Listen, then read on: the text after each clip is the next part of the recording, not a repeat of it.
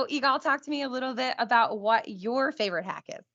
Yeah, sure. So mine doesn't end up with the president of the United States getting hacked, but I still think it's pretty cool. It's a little more on the nerdy side of things, but hey, I'm a developer, so that's what I like. And the reason I chose this one is not only because of the impact it had, but also by who it was created. Because usually when we think of hackers, we think of like a black hoodie and like working for a government or like this criminal masterminds that have been doing this for many years and all this thing.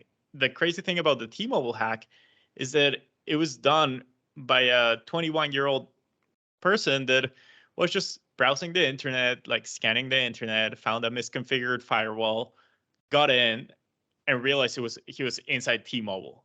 And from there, started kind of playing around and seeing, Jackpot.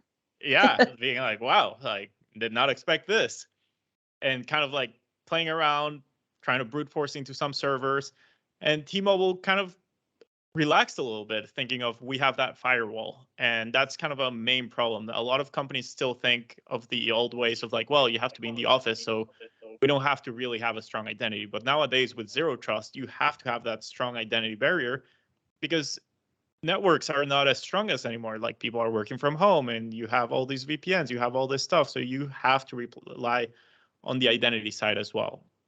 So the hacker is able to brute force into a server that had 40 million records, including all the personal information of T-Mobile customers. And the worst part of it is T-Mobile actually found out of this breach because he was trying to sell it in the dark web and make some money. So it wasn't detections. There was no audits. There was no nothing. It was all just because someone told them like, hey, like seems your data is being sold online, and there's a screenshot showing of the attacker SSH into your servers.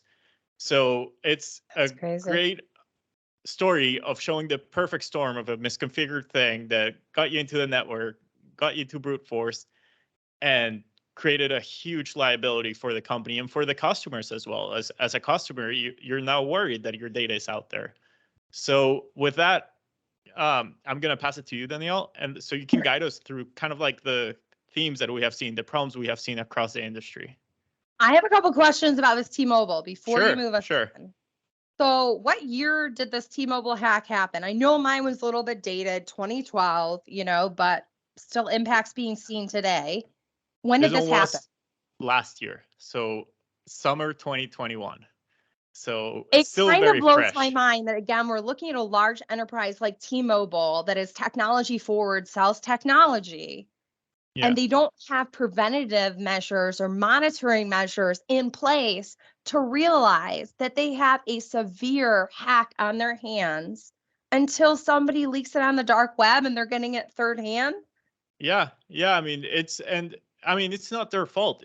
The digital acceleration has kicked up a lot. Like maybe 2 years ago, before COVID, they were used to like their engineers being in the office, and you didn't have that problem because you were in the office network and you were able to do that. But now with COVID and everybody working from home, and you have to adapt and you have to strengthen that identity perimeter to get you protected, get that auditing, get all that stuff up to the zero trust requirements. Got it. No, thanks for clarifying on those items. Yeah. So